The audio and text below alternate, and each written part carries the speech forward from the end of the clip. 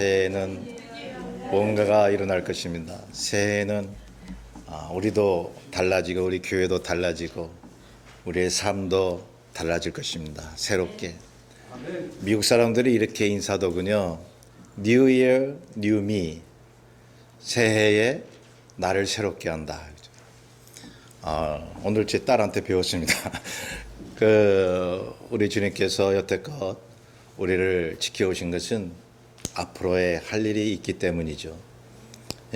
이 험난한 세파 속에서 우리를 인도하신 것을 다시 한번 감사하며 이 새해 벽두에 하나님께서 우리에게 무슨 꿈을 주시는가를 다시 한번 나눌 수 있는 귀한 시간이 되길 바랍니다. 이제 2022년 새해가 밝았는데요. 만감이 교차합니다. 작년에 일을 생각하면서 참 그런 분이 계셔요. 작년에 참 그렇고 그랬었지. 참 힘들었어. 그렇게만 말씀하시는 분이 계시고요. 어떤 분은 새해가 됐으니까 꿈을 갖고 살아야지. 금년에는 반드시 무언가를 이루어내야지. 이렇게 비전이 대단한 분들이 계십니다. 근데 어떤 분들은 그냥 살던 대로 살아. 뭐 변할 게 뭐가 있어. 이런 회의적인 분도 계시더라고요. 그러나 대다수가 이런 생각이 있습니다. 새해에 새 꿈을 갖자. 그래서 새해가 되면 하나님이 무엇인가 새롭게 이루어 주실 줄로 믿고 있는 것입니다. 뭔가가 달라지겠다라고 하는 그러한 기대를 하면서 새해를 출발하지 않습니까? 한국교회는 특별히 그렇습니다. 여러분 한국교회 우리 한국에 있어 봐서 알죠. 신년 축복 대성회다 해가지고요.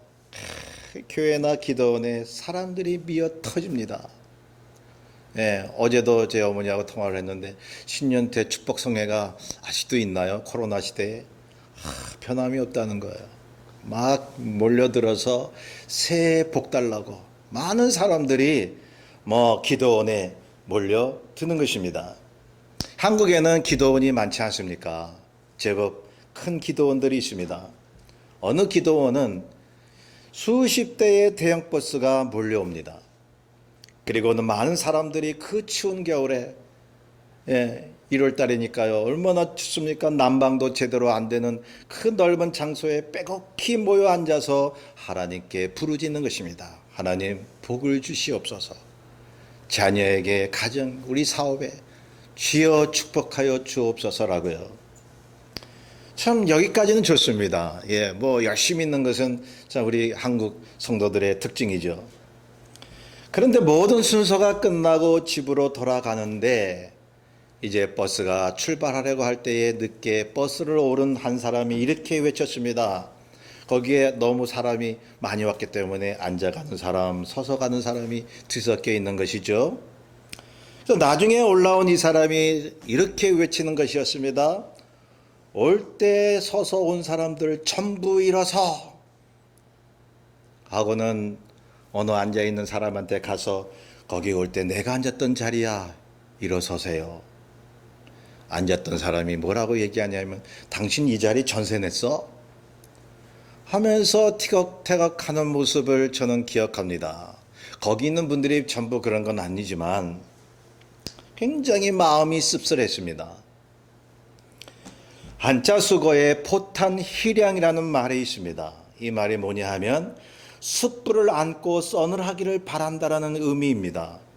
행동과 목적이 맞지 않는다는 얘기입니다. 상치가 된다는 말이죠. 다시 말해 하나님께 믿음으로 그토록 기도하고 열정을 보이지만 실상 그 복을 받을 수 있는 행동은 보이지 않는다라는 뜻인 것입니다. 성도 여러분, 2022년 새해를 맞이하면서 작년을 잠깐 회고해 보심이 어떨런지요? 우리가 복받을 행동으로 살아왔나요? 복을 달라고 응답하여 달라고 기도는 했지만 그 응답을 받을 수 있는 행동을 우리가 하고 살았나요? 그렇다면 잘하신 것입니다. 부족한 면도 많이 있겠죠. 내가 좀 더 주님을 위해서 열심히 살아왔었으면 뭐 그런 분도 계시잖아요. 그럼 좀 더 주님을 위해서 살았다면 하나님이 더 큰 은혜를 주셨으리라 생각할 수 있을 텐데요. 그러나 부족했어도 이 사실 하나만은 편하지 않습니다. 많이 부족해도 저와 여러분이 실수를 많이 했어도 하나님의 영이 우리를 인도해 오셨다는 사실이요. 예. 신앙인이 어떤 때는 행동과 목적이 좀 다르다고 해서 내가 주의 뜻대로 살아야 되는데 왜 이렇게 내가 믿음대로 살지 못할까? 그래서 하나님이 나를 버리셨나? 기도도 응답 안 돼. 하나님이 나를 멀리 하시는 걸까? 내게 하신 약속을 취소하시는 것일까? 그래서 어떤 분은 아예 주님으로부터 버림을 받았다고 생각하고 저에게 말씀하시는 분이 계셨습니다. 여러분, 주님께서 우리를 버리시다니요. 주님께서 저와 여러분 한 사람 한 사람을 통해서 피를 흘리셨는데요. 절대로 우리를 버리시는 분이 아닙니다. 저는 이스라엘 백성의 광야의 사건을 자주 언급하는 편입니다. 왜냐하면 출애굽 사건과 광야 사건이 전체 66권 성경을 대변해 주고 있기 때문입니다. 모든 신학적인 내용과 동기와 예수 그리스도의 사건이 광야 사건에서부터 나오는 것입니다. 그러니 광야 사건의 그 신학, 그 하나님의 역사의 그 의미만 알아도요, 성경 전체 다 떼어버리는 거예요. 시편도 마찬가지예요. 그거를 열매로서 예수 그리스도께서 오셔서 성취하신 것이죠. 누구는 구약이 지나갔다고 얘기를 해요. 참으로 저는 그런 마음을 가졌습니다. 구약이 지나갔어? 야, 저 사람은 성경을 어떻게 받는가 말이죠. 예수님이 그러셨잖아요. 누가복음 24장 44절에 구약 성경은 다 나에 대함이라. 그래서 그것을 성취하신 것입니다. 성령께서 예수 그리스도의 역사를 지금도 베푸신다면 구약의 역사가 아직도 진행되고 있다는 것입니다. 그래서 저는 광야의 사건을 자주 언급하는 것입니다. 그래서 오늘도 광야에서의 모세의 설교를 본문으로 했습니다. 광야 생활을 마쳐가면서 모세는 이스라엘의 남자뿐만 아니라 모든 여성들, 유아들, 객과 종들을 다 모아놓고 세 번째 설교를 하고 있는 것입니다. 오늘 본문에 중요한 세 가지 주제가 나오는데 첫째는 출애굽 당시에 주셨던 은혜입니다.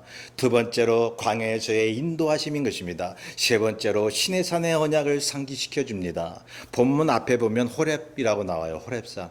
그 호렙산이 시내산이에요. 호렙산과 시내산과 똑같은 장소입니다. 거기서 뭘 주셨죠? 시내산 언약, 십계명을 주셨잖아요. 십계명은 지금도 살아있는 거예요. 자, 본문 2절에서 5절까지 보면 이런 말씀이 있습니다. 그 어려운 상황에서도 하나님이 큰 시험 속에 큰 능력으로 인도하신 것 너희들 봤지?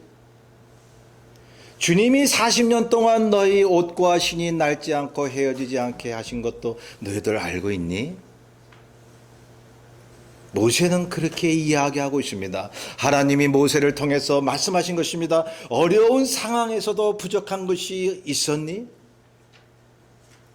그런데 보세요. 4절에 말씀합니다. 그런데 너희는 깨닫는 마음과 보는 눈과 듣는 귀가 없구나. 여러분, 여기 본문에는 하나님이 그렇게 하셨다고 표현하는데요. 일부러 그렇게 하신 것이 아니라 히브리 백성들이 그것을 깨닫지 못하고 알지 못했다는 것입니다. 하나님이 그렇게 하셨다고 종종 성경은 그렇게 표현하고 있습니다. 성도 여러분, 과연 하나님의 인도하심이 무엇일까요? 우리가 작년에 얼마나 힘들었습니까? 얼마나 참 어떤 분을 보면 참 저분 힘드시겠다 그런 분들이 계십니다. 너무너무 가시밭길 같은 인생을 살아왔지만 지금 그렇게 고백할 수 있습니까? 하나님, 그럼에도 불구하고 주께서 나를 인도하셨나이다. 주님께서 얼마나 기뻐하실까요? 여러분, 하나님의 인도하심이 무엇일까요? 마냥 형통하는 삶일까요? 마냥 문제없이 일사천리로 가는 길일까요? 그게 하나님의 역사라고 믿고 산다면 믿음의 생활이 무엇인지 아직도 모르는 사람입니다. 3절에 보면 큰 시험이란 말이 나옵니다. 6절에 보면 떡도 먹지 못하고 포도주나 독주를 마시지 못하게 하셨다는 말씀도 나옵니다. 이 독주라는 말은요, 발효된 식품을 이야기하는 거예요. fermented, 그 밀을 얘기하는 거예요. 그러한 식물들을 너희들은 광야에서 먹지를 못했구나. 그러한 과정에서 하나님이 너희들에게 어떻게 하셨는지를 기억해라 하는 것이죠. 여러분, 갈등과 문제를 주신 분이 누구예요? 광야로 가라고 하신 분이 누굽니까? 하나님이십니다. 갈등을 주신 분도 하나님이십니다. 우리가 이 땅에 살면서 여러 가지 고초와 장애물을 만났다면 하나님이 주신 것입니다. 하나님이 허락하지 않으면 참새 한 마리도 떨어지는 법이 없습니다. 아무리 약한 사단과 사람의 잘못으로 이 세상이 어지럽지만 하나님이 허락하신 것입니다. 믿는 자들에게 하나님이 그 환경을 주신 것입니다. 왜요? 하나님이 하시는 일을 위해서요. 제가 누차 그 말씀을 드리고 있습니다. 자, 갈등과 문제를 왜 주셨습니까? 우리 여호와 하나님께서 보세요. 6절에 보면, 후반부에 보면 주님이 우리의 하나님 여호와신 줄을 알게 하시기 위해서요. 여러분, 우리가 예수 믿는다고 뭐든지 만사형통하고 잘 나가면요, 하나님 등집니다. 내가 잘나서 잘 살아왔지 하고요. 성숙된 신앙이란 열악한 그러한 환경에서 생긴다는 사실입니다. 하나님이 우리 주님이신 줄 알게 하실 때에는 여러분, 우리에게 문제를 주실 때가 많이 있는 것입니다. 물론 형통하고 모든 일이 잘 되면서 하나님을 더 기뻐하고 감동하고 찬양할 수 있죠. 우리는 그걸 원할 수 있죠. 하나님 우리에게 잘 되게 하신 적도 있지 않습니까? 그래서 하나님 앞에 영광 돌린 적도 있잖아요. 그런데 하나님은 아십니다. 더 겸손케 하고 믿음으로 가는 길은 이 사람에게 고난을 줄 수밖에 없다는 것을요. 어렵고 고통스러운 상황에 처해야 우리 하나님, 우리 주 예수 그리스도의 손길을 알기 때문입니다. 그래서 하나님이 그 작업을 하신 것입니다. 큰 시험과 제대로 먹지 못하는 상황을 만드신 것입니다. 그리고 하나님이 개입하신 것입니다. 그리고 이렇게 말씀하시는 것입니다. 너희들이 그렇다고 먹을 것이 떨어졌냐?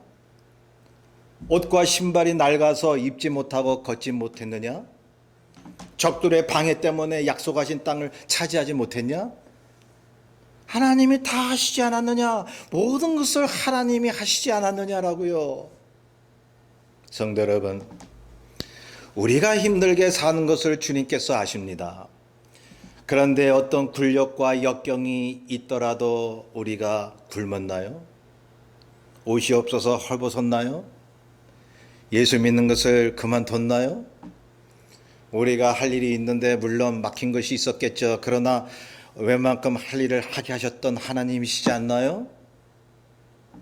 여러분, 주님께서 베드로에게도 말씀하셨듯이 네 믿음이 떨어지지 않기 위해서 내가 너를 위해서 기도했다고 말씀하셨습니다. 그렇다면 내 안에 계신 성령께서 저와 여러분을 위해서 지금도 기도하시지 않겠습니까? 믿음 떨어지지 않기 위해서요. 하나님이 하셨다는 것입니다. 자, 요즘 코로나 때문에 온 세계가 아우성이고 우리가 불편하지만 하나님이 하실 일을 못하시는 것을 보셨나요? 여전히 우리 안에서 그분이 행하고 계십니다. 여러분, 코로나로 뭐 교회가 못 모인다 막 이래도요, 교회 무너지지 않아요. 여러분, 유럽이 교회가 이렇게 부흥됐다가 성도들이 떠나고 유럽의 교회당들이 문을 닫고 쇠퇴했다 그러죠. 여러분, 하나님의 나라, 하나님의 그 계획하신 일들은요, 실패하지 않습니다. 어떤 경우든 그럼에도 불구하고 하나님은 하실 일을 하신다는 것이 성경 전체와 본문의 메시지인 것입니다. 그래서 우리의 하나님은 행동과 목적을 일치시키는 역사를 베푸시는 것입니다.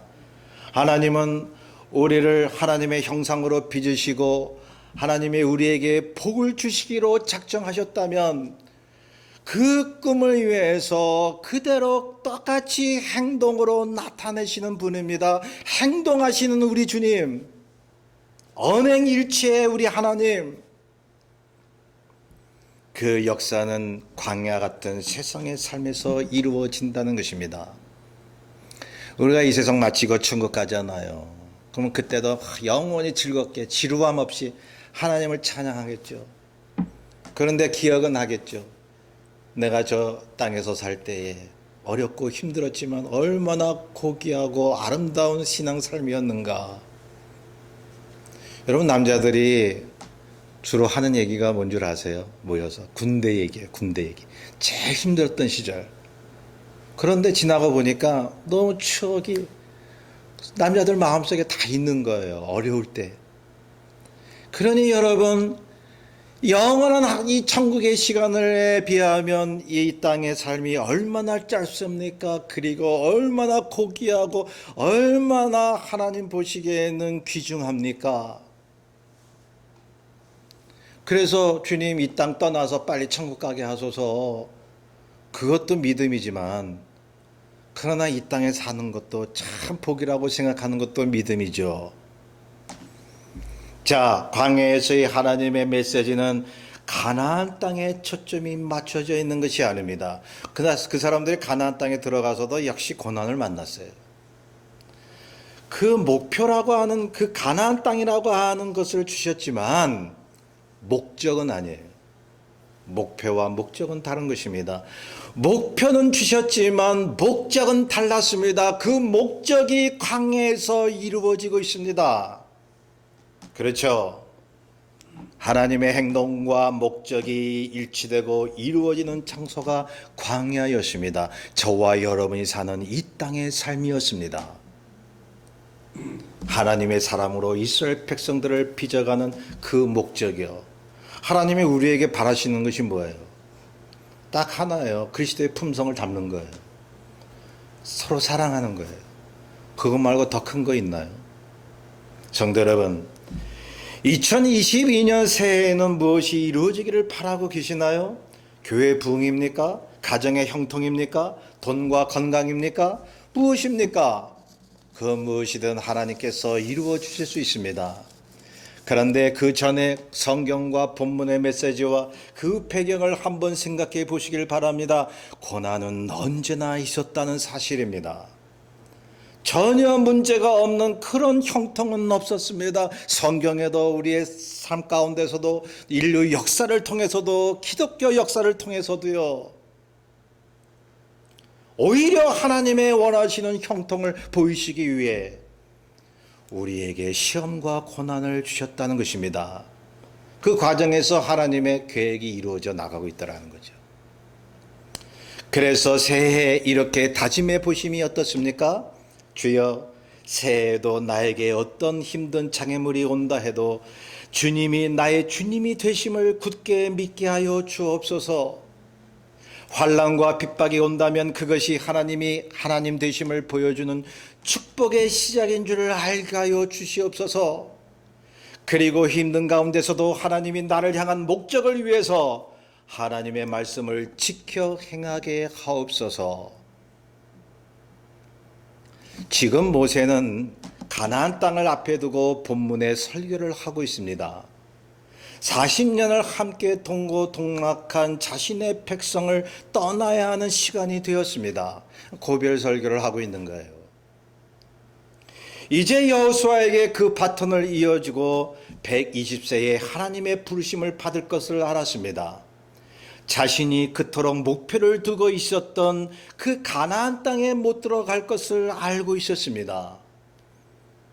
하나님이 그랬어. 너는 못 들어가. 너는. 여호수아에게 맡겨. 그러셨던 것이죠. 그런데요, 놀라운 사실이 있지 않습니까? 그럼에도 불구하고 모세는 희망과 꿈이 있었다는 것입니다. 앞날을 보면서 자기 후손이 살 땅을 그리고 있었습니다. 그리고 백성들에게 당부합니다. 본문 9절에 그런즉 너희는 이 언약의 말씀을 지켜 행하라. 그리하면 너희가 하는 모든 일이 형통하리라. 성도 여러분, 한 가지 질문을 드리고 싶습니다. 우리가 꿈을 꾸고 비전을 가질 때에 그게 오로지 내가 살아있을 때에 이루어질 꿈이라야 하나요? 내 자녀나 내 후손, 내가 몸담았던 교회의 후세들을 위한 꿈이면 어떨까요? 여기 모세를 보십시오. 여호수아와 그 후 모든 선지자들을 보십시오. 모두 자신보다는 자신의 후손과 이스라엘 대대에 미칠 하나님의 복을 위해서 꿈을 가졌다는 사실입니다. 자신을 위한 것만이 아니에요. 후손을 위해서. 모세는 본문에게 이렇게 당부하고 있습니다. 자신의 백성, 그 후손들이 들어갈 저 가나안 땅을 위해서 그 가나안 땅을 바라보면서 그렇게 외치고 있는 것입니다. 꿈이 있었던 것입니다. 내 후손들은 저 땅을 차지하리라. 우리 주님을 보십시오. 그분의 십자가에서 이루시고 가지셨던 그 꿈은 앞으로 하나님의 자녀가 될 모든 인류를 위한 비전이셨습니다. 그의 제자들도 보세요. 그들의 꿈도 앞으로 믿게 될 많은 사람들을 위한 그런 꿈과 믿음이었습니다. 주께서 지금 여기 계신 저와 여러분들에게 꿈을 주실 때 그런 꿈으로 살기를 원하십니다. 만약 내게 있는 꿈이 내가 살아있을 때 이루고 싶은 나를 위한 것만 된다면 그것은 하나의 욕심이 될 수 있습니다. 우리가 적어도 크리스찬으로서 꿈을 갖고 비전을 갖는다면 하나님을 위한 것이 돼야 되지 않겠나요? 주님의 영광을 위해서, 여러분 가정을 위해서, 물질을 위해서, 건강을 위해서 해도요, 오직 나를 구원하신 우리 주님을 위해서요. 믿음 안에서 갖는 꿈은 욕심이 아닙니다. 하나님을 위한 꿈입니다. 이기심이 있을 수 없는 것입니다. 하나님이 그런 꿈이라면 응답해 주시는 거예요. 우리들보다도 하나님이 더 다급하신 거예요. 자, 하나님을 위한 뜻과 계획. 자, 이스라엘 백성들과 모세의 모습을 보십시오. 길고 험난한 광야 생활이었습니다. 그래서 넘어지고 원망도 했습니다. 당장 그 꿈이 이루어지지 않아서 좌절도 했습니다. 그런데 하나님이 그들을 버리지 아니하시고 꿈을 주셨다는 것입니다. 당대 이스라엘 백성과 후손을 위한 꿈이요. 그 꿈을 이루시기 위해서는 어떤 역경도 어떤 적의 위협도 하나님의 그러한 능력으로 광야 백성들을 보호하셔야만 했던 것입니다. 그렇죠. 하나님이 내 마음속에 비전과 꿈을 주셨다면 그것을 보존하시고 이루시기 위해서 하나님이 나를 보호하셔야만 합니다. 나를 지켜주셔야만 합니다. 나를 통해서 꿈을 이루시려고요. 이스라엘 백성들과 모세가 그러했습니다. 그러니 믿음의 꿈을 가진 사람은요, 절대로 포기 안 해요. 실망하지 않아요. 좌절하지 않습니다. 어떤 장애물도 방해할 수가 없습니다. 어떤 어둠의 권세도, 우리의 나이 먹고 늙음도, 가난도, 전염병 어떤 것도 우리를 방해할 수가 없습니다. 그래서 모세가 외치는 것입니다. 너희들이 어려웠지만 하나님이 도와주셔서 하나님이 하나님 되심을 알게 하시지 않았느냐. 그 목적을 이루기 위해 하나님이 부족함이 없도록 하셨다고요. 여러분, 우리가 크리스천으로서 주님 앞에 부족함이 없었다라고 하는 것은요, 물질이 풍성해가지고 말이죠, 건강이 막 넘쳐나가지고 모든 게 잘 되는 걸 얘기하는 것이 아닙니다. 부족함에도 내 안에 주님이 계시니 마음의 부요를 느끼는 것입니다.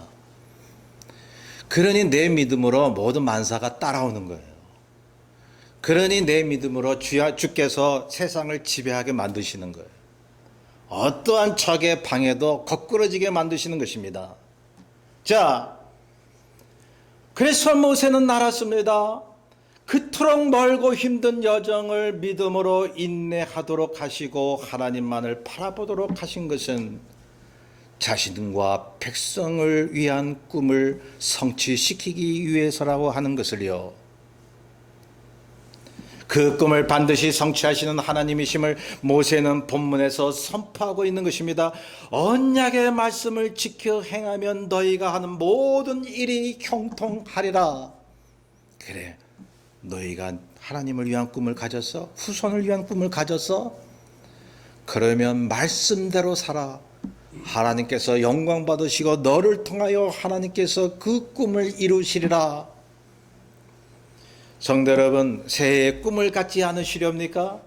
여태껏 꿈을 이루어 주신 하나님을 경험했으니 앞으로도 우리의 후손에게 주실 그 꿈을 위해서요. 그래서 모세가 설교하기를 광야에서도 형통할 수 있었던 것은 하나님의 그 은혜 때문이었으니 그 꿈을 이어갈 후손들은 하나님의 언약을 지켜야 한다고요. 그렇게 말하고 있는 것입니다. 우리가 지금까지 가졌던 꿈을 새해에 이루고 싶다면 주께서 본문에 말씀하고 있습니다. 하나님의 말씀을 지켜 행하라고요. 하나님의 뜻대로 살라고요. 그러면 형통케 하시겠다고요. 그렇게 약속하신 하나님을 못 믿으면 우리가 어떻게 믿음 생활해요? 어려워도 어떻게 주님만 의지합니까? 앞으로의 삶에 문제가 없어서가 아닙니다. 고난이 없어서가 아닙니다. 믿음의 꿈을 갖기만 하면 없는 것을 있는 것 같이 부르시는 우리 하나님, 형통하게 하십니다. 우리의 기도를 들어주십니다. 꿈을 이루어 주십니다. 그리고 우리가 꾸었던 꿈이 자손에게도 이루어지는 역사가 일어나는 것입니다. 이 믿음으로 새해를 출발하시는 저와 여러분 되시기를 간절히 소원합니다. 우리 뜻을 생각하면서 551장을 함께 찬송합니다. 551장입니다.